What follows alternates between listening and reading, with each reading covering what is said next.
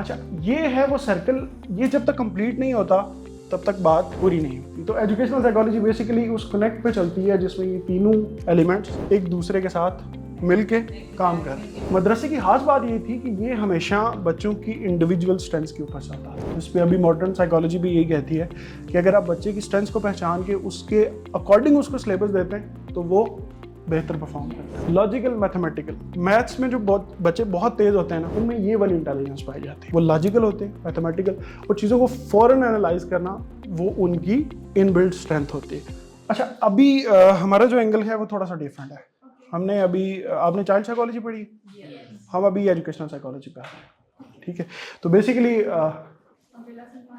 मैं भी साइकोलॉजिस्ट हूँ और फाउंडेशन में एज अ रिसर्चर काम कर रहे हैं।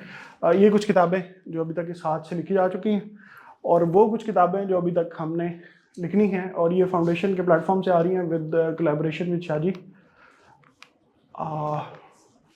मेरी कुछ इंटरनेशनल सर्टिफिकेशंस, यहाँ पर रिसर्चर और उसके साथ साथ ये प्रोजेक्ट भी मेरे साथ था। ये 2 ब्लॉग्स हैं जिन पर मैं लिखता हूँ। 8 के करीब कोर्सेज हैं, 12,000 बच्चे, और आज का हमारा topic. So if we just get bit flow, तो ये बताएं कि मैंने जब इसको गूगल किया ना एजुकेशनल साइकोलॉजी को समझने के लिए, तो पहला स्टेप हमेशा मेरी ट्रेनिंग में ये होता है कि मैं इसकी क्लाउड वर्ड्स निकालूं कि हम किस डोमेन के अंदर रहकर बात करेंगे। तो ये वर्ड्स निकले सारे। अब इसमें कोई इरेलीवेंट वर्ड तो नहीं है कुछ नहीं है, सारे रेलेवेंट है, सारे रेलेवेंट। लेकिन 3 की वर्ड्स हैं इसमें, वो कौन कौन से? अगर मुझे education, teachers and parents also, 4 हो गए। अगर मुझे एक साइकिल बनाना हो जी, हाँ हाँ बिल्कुल ठीक। अच्छा, मुझे अगर एक साइकिल बनाना हो तो जो आपने 4 एलिमेंट्स निकाले हैं उनमें से 3 में से कौन सा बन सकता है? आई गेस पहला स्टूडेंट्स, पेरेंट्स, तो ये कुछ ऐसा बनता है। ठीक है। अच्छा, लाहौर में क्या होता है ये मुझे नहीं पता, लेकिन हमारी तरफ ये होता है, मैं चूँकि कश्मीरी हूँ तो हमारी तरफ ये होता है कि टीचर्स पे बहुत ज़्यादा डिपेंडेंट हो जाते हैं घर वाले। वही समझते हैं कि जो हमारे करने वाले काम है वो भी वही करेंगे, टीचर ही है, जो कुछ है टीचर ही है। ठीक, यहाँ पे भी हाँ, वेलकम टू पाकिस्तान। ठीक है। अच्छा, ये है वो सर्कल, ये जब तक कंप्लीट नहीं होता तब तक बात पूरी नहीं होती। तो एजुकेशनल साइकोलॉजी बेसिकली उस कनेक्ट पे चलती है जिसमें ये तीनों एलिमेंट्स एक दूसरे के साथ मिलके काम कर रहे हैं। ठीक है। अच्छा, सबसे पहले चूंकि हमारा टॉपिक है तो हमने हिस्ट्री से बात शुरू करनी है और उसके बाद हम आएंगे कि हमारे लिए इसमें क्या है। अच्छा, गोल्डन एज एजुकेशनल साइकोलॉजी में मेरा सबसे फेवरेट टॉपिक इसलिए क्योंकि इसमें बहुत कुछ ऐसा है जिस पे अभी तक बात नहीं हुई। फॉर एग्जांपल, मदरसे का कॉन्सेप्ट आज क्या है? आज मदरसे का कॉन्सेप्ट क्या है? मुफ्ती, शरीयत और फिका, और क्या है? आलिम। नहीं, और मेनली ये है कि डी ट्रैक करना इस्लाम को, दैट्स इट। हाँ, बिल्कुल ऐसे, बिल्कुल ऐसे। अच्छा, तब मदरसे का कॉन्सेप्ट ये था कि साइंस, रिलीजन, फिलॉसफी, थियोलॉजी सब कुछ इकट्ठा चल रहा था, एक ही बैनर तले, एक ही बिल्डिंग में सब कुछ हो रहा था। तब स्कूल्स कॉलेजेस का सिस्टम नहीं था, तब मदरसा होता था और मदरसा सब कुछ करवाता था। अच्छा, उसके बाद आया आपका कॉलोनियलिज्म और उसने आपको ये समझाया कि science is different than religion. तो फिर हमारे कट्टर मुसलमान मार्केट में आने शुरू हुए। अच्छा, मदरसे की खास बात ये थी कि ये हमेशा बच्चों की इंडिविजुअल स्ट्रेंथ्स के ऊपर चलता था, जिस पे अभी मॉडर्न साइकोलॉजी भी यही कहती है कि अगर आप बच्चे की स्ट्रेंथ्स को पहचान के उसके अकॉर्डिंग उसको सिलेबस देते हैं तो वो बेहतर परफॉर्म करता है।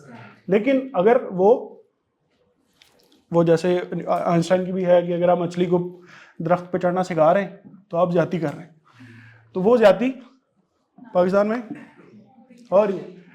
अच्छा, यहाँ की खास बात ये थी कि हर इंडिविजुअल स्ट्रेंथ्स को, अच्छा ये मेरा टॉपिक अभी भी है, आप लोग भी इसको देखिएगा कि वो निकालते कैसे थे, कि एक 5-6 साल का बच्चा है उसकी स्ट्रेंथ्स निकाली कैसे जाती थी। डिफरेंट एजुकेशनल सिस्टम, पाकिस्तान की तरह नहीं। यहाँ पे जैसे एक IO लेवल है, उसके बाद O लेवल, A लेवल, उसके बाद मैट्रिक वाला सिस्टम है, फिर 2-4 और भी सिस्टम है जो मार्केट में गर्दिश कर रहे हैं। ये यहाँ पे नहीं था। यहाँ पर एजुकेशनल सिस्टम का मतलब ये है कि अगर किसी के ऐसे सब्जेक्ट्स हैं जो लैब में पढ़ने वाले हैं तो वो लैब में पढ़ेगा। किसी के ऐसे सब्जेक्ट्स हैं जो घर में पढ़ने वाले, तो फर्ज करेंगे फिलॉसफी का अगर आगाज़ है तो वो किताबों से है, उसके लिए आपको किसी स्कूल की ज़रूरत नहीं है। तो एक टीचर होगा जो आपको बेसिक गाइडलाइन के साथ किताबें थमा देगा और आपको बेसिक सारा खुद कवर करना। अच्छा, फिर कुछ ऐसे सब्जेक्ट्स थे जिनमें फील्ड का काम बहुत ज़्यादा था, जैसे जियोमेट्री था, अलजबरा था, तो उनके लिए फिर फील्ड वर्क था। तो ये उस वक्त के डिफरेंट एजुकेशनल सिस्टम थे। मदरसा was just a main pillar, लेकिन उसके साथ बाकी जो काम होते थे वो अपनी अपनी डोमेन में रह के होते थे, तो मदरसा उसमें इंटरफेयर नहीं करता था।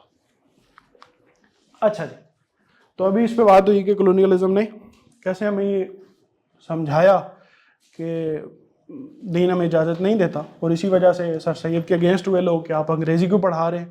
और उससे पहले भी एक पूरी चेन चली जिसके reactions with the passage of time आए, और अभी तक आफ्टर शॉक्स हम उसके बर्दाश्त कर रहे हैं।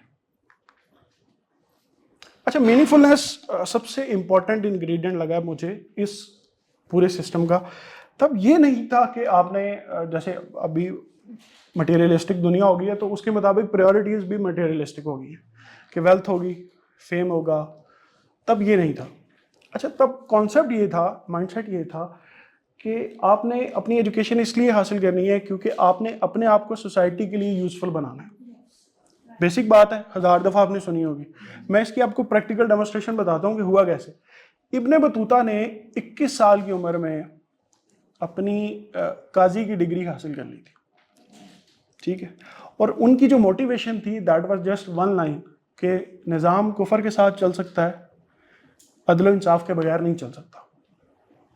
तो ये उनकी ड्राइव बनी, और उसके बाद उन्होंने बोली सीना 17 साल में मरीजों को ट्रीट कर रहे थे, पेशेंट्स डील कर रहे थे। उनकी मोटिव क्या थी? सिंपल मोटिव थी कि अल्लाह ने कहा है कि कुरान में लिखा है कि हर बीमारी का इलाज मौजूद है। तो वो एक आयत पकड़ी और उसके ऊपर अपनी पूरी जिंदगी उसी को लेकर चले, ठीक है। सेम इब्ने खुल्दून ने इस्लामिक हिस्ट्री में ग्रेजुएशन की 21 तकरीबन 20 या 21 साल की उम्र में।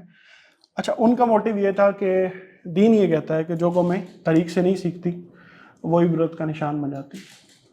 तो अगेन एक आयत, वो जैसे हमारा रिसर्च प्रपोजल होता है ना कि एक स्टेटमेंट मिलती है और उस स्टेटमेंट के ऊपर पूरी रिसर्च कंडक्ट हो जाती है, तो सेम ईयर कि वो मीनिंगफुलनेस थी कि हमने उस बात को प्रूव करना है।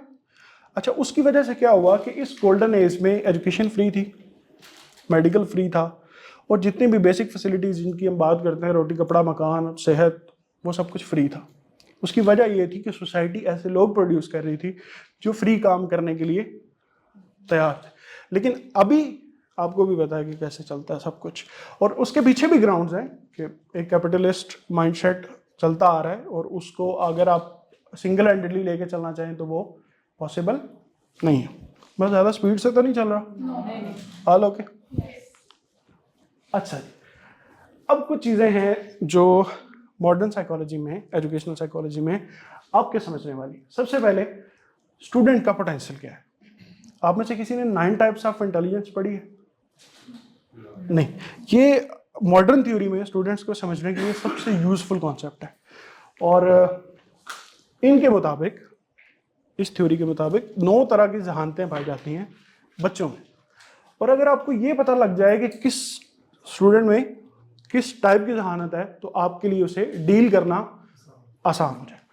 सबसे पहले आती है लिंग्विस्टिक्स वाले। ये वो बच्चे होते हैं जो जुबान का बहुत ख्याल रखते हैं, अल्फाज का चुनाव बहुत एहतियात से करते हैं, ठीक है। जैसे हमारे सियासतदान लिंग्विस्टिक्स वाले बिल्कुल नहीं है, ठीक है, दे आर टोटली। अच्छा, उसके बाद लॉजिकल मैथमेटिकल, मैथ्स में जो बहुत बच्चे बहुत तेज होते हैं ना, उनमें ये वाली इंटेलिजेंस पाई जाती है। वो लॉजिकल होते हैं, मैथमेटिकल, और चीज़ों को फौरन एनालाइज करना वो उनकी इनबिल्ट स्ट्रेंथ होती है। अब ये जेनेटिक भी होती है और with the passage of time जो वो सीखते हैं वो दोनों पोर्शन से आती है। थर्ड, विजुअल लर्नर्स, वीडियोस देखकर, इन्फोग्राफिक्स देखकर, एनिमेशंस देखकर, ये वाली इंटेलिजेंस आपकी फ्लेक्सिबल होने के साथ साथ इम्प्रूव होती है। अब जैसे बच्चे एनिमेशन पसंद करते हैं तो उसी वजह से पाकिस्तान में 90% जो लर्नर्स हैं ये विजुअल है। अब इस कॉन्सेप्ट पे हम आते हैं कि विजुअल लर्नर्स कौन से होते हैं, लेकिन हमारे यहाँ ज़्यादातर जो लर्नर्स हैं वो विजुअल इसलिए हैं क्योंकि एक वजह ये भी है कि हमने कार्टूनों से बहुत सीखा है। टॉम एंड जेरी, उसके बाद अब तो डोरेमोन चलता है मेरे ख्याल में, तो हमारी तरफ with the passage of time trends हमारे चेंज हो रहे हैं। अच्छा, उसके बाद ये होते हैं बॉडीली किनेस्थेटिक, स्पोर्ट्स वाले बच्चे, इनको खेल कूद एनर्जी वाले, ये चाहते हैं बाहर निकलें, क्लास से बाहर, अंदर नहीं बैठना, बाहर जाना, ठीक है। तो इनमें वो वाली सेंस होती है कि आप हमें बांध के ना रखें, हमें खुला छोड़ दें, हम जो करना चाह रहे हैं हमें करने दें। डन जी, ऑल ओके। अच्छा, उसके बाद म्यूजिक वाले, नाते पढ़ने वाले, गानों वाले, सुर साज, सारे गामा पादा निसा, 8 स्वरों पे खूब सारी ना, पहाड़ी राग, सब बेसिक से शुरू करते हैं। इनको ऐसे ना वो सुर में हर वक्त कुछ ना कुछ पढ़ते रहने की आदत होती है, और उसके with the passage of time अगर ये इसको पॉलिश कर लें तो ये बेहतर हो सकते हैं, बल्कि बहुत अच्छे बन सकते हैं, आतिफ असलम भी बन सकते हैं। अच्छा, इंटरपर्सनल, इसको हम कहते हैं एक्सट्रोवर्ट लोग। ये लोगों के साथ मेल जोल पसंद करते हैं और इनकी कोशिश होती है कि नए दोस्त बनाए जाएं, उनके साथ गपशप लगाई जाए। अच्छा, इनके फ़ोन में ना आपको कम से कम 25, 26, 30 साल की उम्र में 1000 नंबर तो पक्के मिलेंगे, जहाँ जाएंगे उनके साथ दोस्ती कर लेंगे। अच्छा जी, आप क्या हाल है, कैसे हैं आप, खैरियत से हैं, अच्छा कहाँ से हैं आप, क्या करते हैं। हाँ, वो पिछले दिनों मुझे एक मिला, उसने इस्लाम दुआ करने के बाद ऐसे फ़ोन निकाला, मेरी उधर ही खड़े हुए तस्वीर बनाई, तो मैंने कहा ये क्या कर रहे हैं, कहते मैं भूल जाऊँगा कि आप कौन से वाले इस्लाम। तो वो था क्या, एक एक्सट्रोवर्ट तबीयत है, एक पूरा सिस्टम है MBTI का, वो आप गूगल भी करेंगे आपको मिल जाएगा। ये होते हैं हर इंट्रापर्सनल, अपनी ज़ात में गुम रहने वाले, ये बात शात नहीं करते, ये कम बोलते हैं, ये अपने अंदर इनका जो सिस्टम है ना, प्लानिंग वाला, डिसिप्लिन वाला, बहुत स्ट्रांग होता है, और ये उसी में रहना पसंद करते हैं।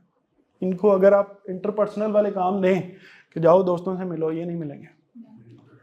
ये घर वाले इनको अक्सर शादियों पे साथ ले जाएं तो कोशिश होती है यार कहीं साइड पे बैठ जाएं, किसी के साथ मिलना ना पड़े, तो ये बेसिकली एक जहानत है। अच्छा, फिर है नेचुरलिस्टिक, इनको कुदरती माहौल बहुत पसंद होता है, ठीक है। आर्टिफिशियल दुनिया से ये चाहते हैं किसी ग्राउंड में जाएं, किसी पहाड़ पे जाएं, और ये उसी किस्म की फैंटेसी स्टोरीज भी पढ़ते हैं, टार्जन की कहानियाँ और ऑल दैट, ये उस तरह के नेचुरलिस्टिक माहौल को बहुत एंजॉय करते हैं। अच्छा, फिर लास्ट वन इज एग्जिस्टेंशियल, ये फिलोसफर्स होते हैं, मैं क्यों, मैं ऐसा क्यों, दुनिया ऐसी क्यों है, हम यहाँ क्या कर रहे हैं, हमने इसके बाद क्या करना है, ठीक है। एग्जिस्टेंशियल मीन्स कि उन्होंने अपनी जो वजूद है ना उस पर सवाल उठाना होता है।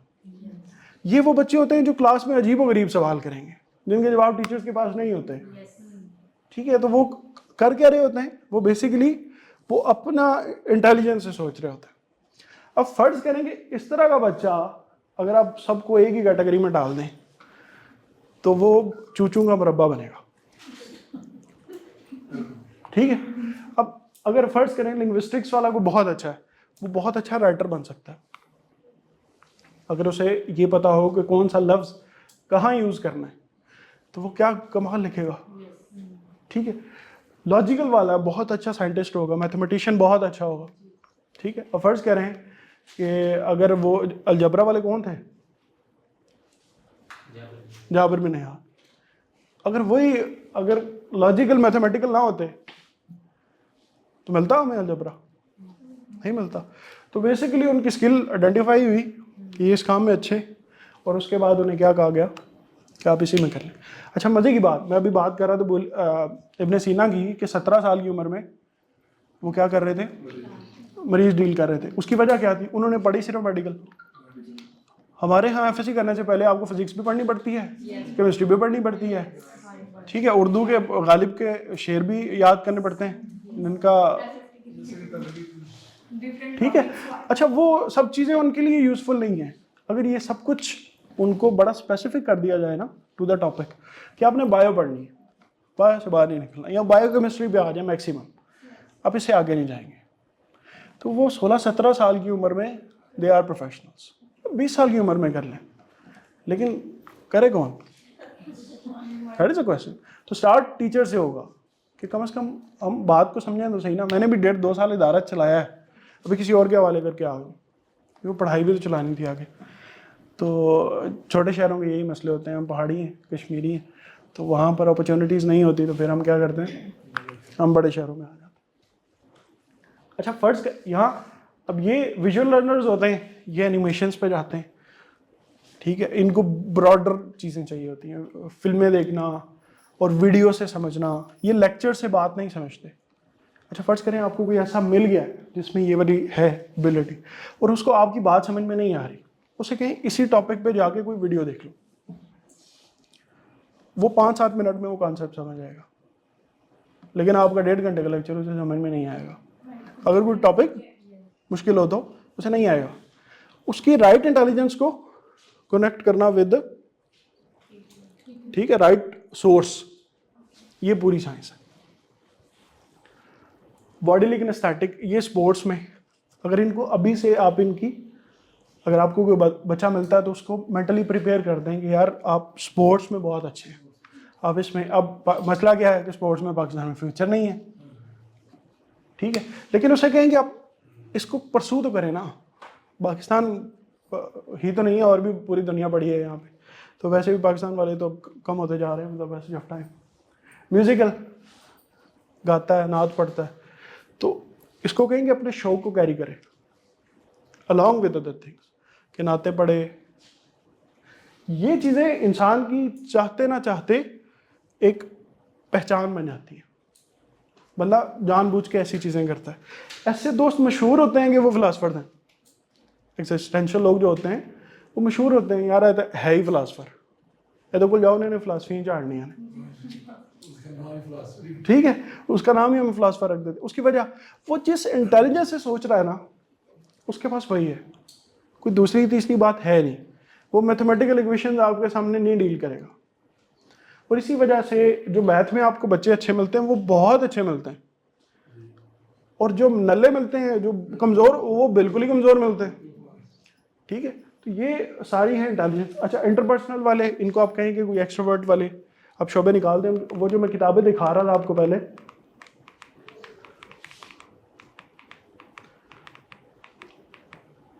ये वाली, तो इन सब का पैटर्न यही था, वो कैरियर वाली बुक है। तो उसमें चाहे हम ये रहे हैं कि अगर कोई एक्सट्रोवर्ट है तो उसकी 3 और चीज़ें देखनी है, टोटली 16 टाइप्स ऑफ पर्सनैलिटीज़, और उसके मुताबिक उसके लिए फील्ड सजेस्ट किया जाए तो उसकी पर्सनैलिटी को मैच करता हो। अगर ऐसा नहीं हो रहा तो फिर उसके साथ जाती है।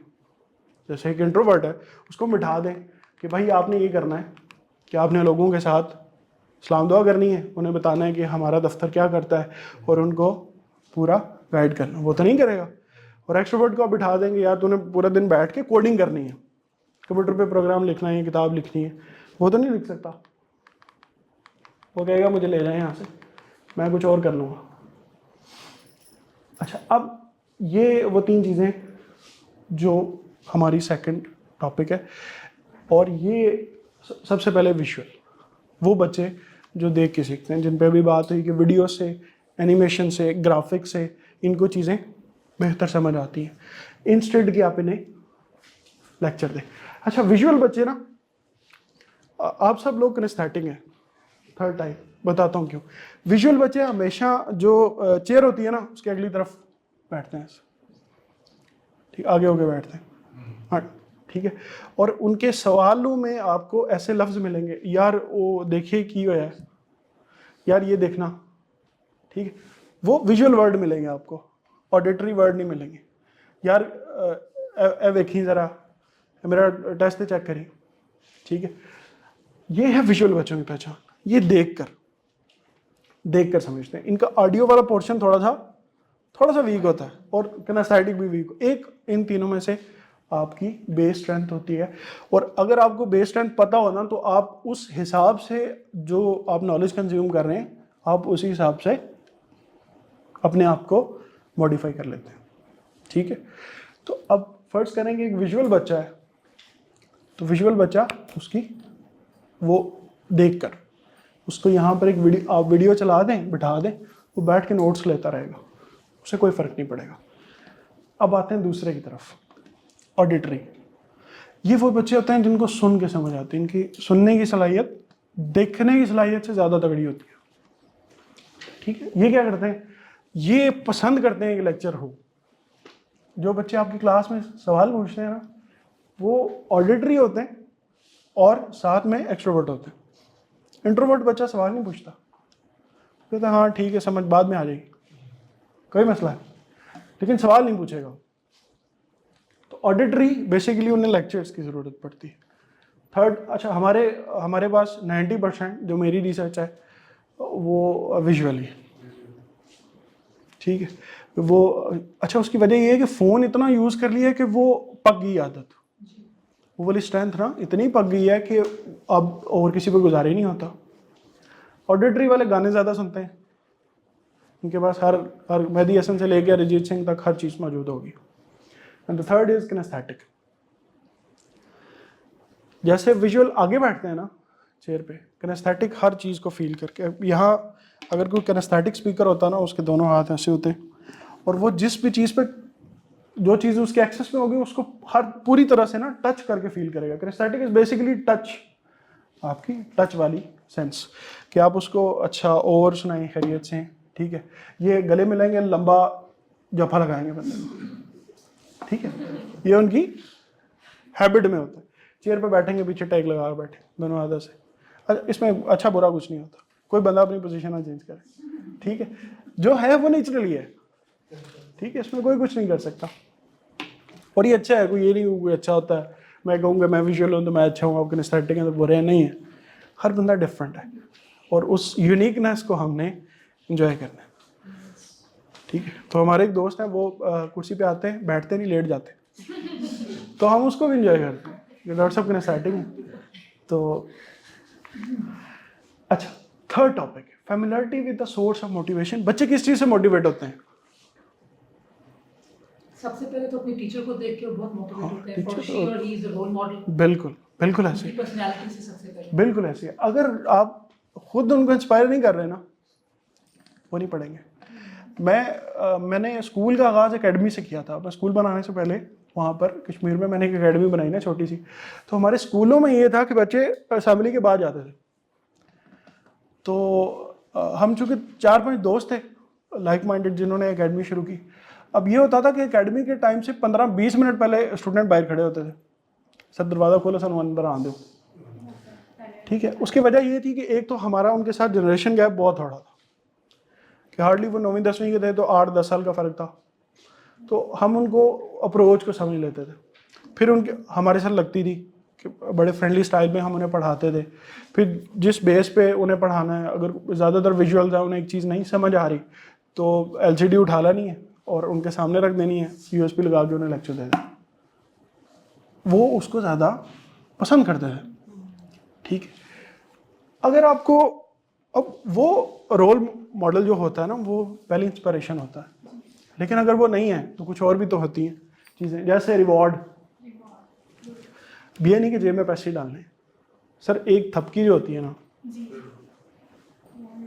काफ़ी है, काफ़ी वो ले जाती है बंदे को ना, इतना वो पंप कर देती है ना पकड़ के, अगर अच्छे अंदाज से लगी। हाँ, अच्छा यहाँ पे एक और चीज़ टॉपिक से, किनेस्थेटिक बच्चा आपको अगर नज़र आए और उसको आप थपकी दें और आपका काम नहीं चल रहा, किनेस्थेटिक बच्चे को आपने थपकी दी कि बेटा वेल डन, और उससे वो मोटिवेट नहीं हुआ तो परेशान नहीं होना, क्योंकि किनेस्थेटिक को थपकी से फ़र्क नहीं पड़ता। उसकी वजह है वो हर टाइम ही ना वो हर चीज़ को फील कर रहा होता है।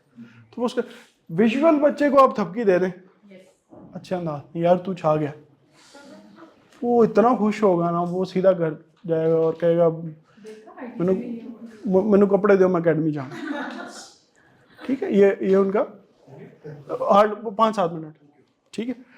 अच्छा, अच्छे अल्फाज, फिर उनके गोल्स। उन्हें बता दें। अब अगर आपने 9 टाइप्स ऑफ इंटेलिजेंस को थोड़ा सा अप्लाई कर दिया तो आपको चीज़ें समझ आ जाएंगी। ओके, मैं कर देता हूँ। अच्छा, फिर उनके interest depending upon again 9 types of intelligence, वो मैंने पहले पढ़ा दी। फिर उनका एनवायरनमेंट, क्लास का माहौल अच्छा है ना, तो काफ़ी हरबुजे को देख के रंग पकड़ता है, ठीक है। अच्छा, फिर आपने उन्हें सिर्फ एकेडमिकली नहीं बल्कि इमोशनली भी, जहाँ उन्हें ज़रूरत हो, उसके बाद क्रिएटिवली भी, अगर वो क्रिएटिव हैं तो उनका, ठीक है, कम्युनिकेशन पे अगर कोई कमज़ोर है तो उस पर बात करनी है। इंस्ट्रक्शनल डिज़ाइंस की बात करें कि हम पढ़ाते कैसे हैं, तो इलामा इकबाल का ये स्टाइल है कि हम डिस्कशंस पे जाते हैं, जो नॉर्मली जैसे हमारी अभी चल रही है, ये बेसिकली डिस्कशन ऐसी क्लासेस में होता है। फिर एक होता है प्रॉब्लम सॉल्विंग मेथड, कि आप उन्हें कोई मसला देते हैं, जैसे उन्हें कहेंगे पाकिस्तान में बिजली नहीं आती पूरी, तो क्या वजह है, इस पर कुछ बताएं, तो वो इस पर आपको अपना पॉइंट ऑफ व्यू बताएंगे। थर्ड इज इंक्वायरी मेथड, कि आप उन्हें कहेंगे यार इसी टॉपिक पे रिसर्च करके लेके आओ, तो आप इन तीनों में से जो बेहतर फिट हो रहा हो ना किसी भी टॉपिक पे, वो उन्हें करके ला दें, उसके मुताबिक उन्हें पढ़ाएं, वो ज़्यादा बेहतर पढ़ेंगे। ये आपको मिल जाएगा गूगल से भी। मेरा इस पर ज़ाती कुछ एतराज़ है और साइकोलॉजी की कुछ थ्योरीज भी इसके अगेंस्ट है, लेकिन आप ये कहते हैं लेक्चर हार्डली 5% बंदे की मेमोरी में रहता है।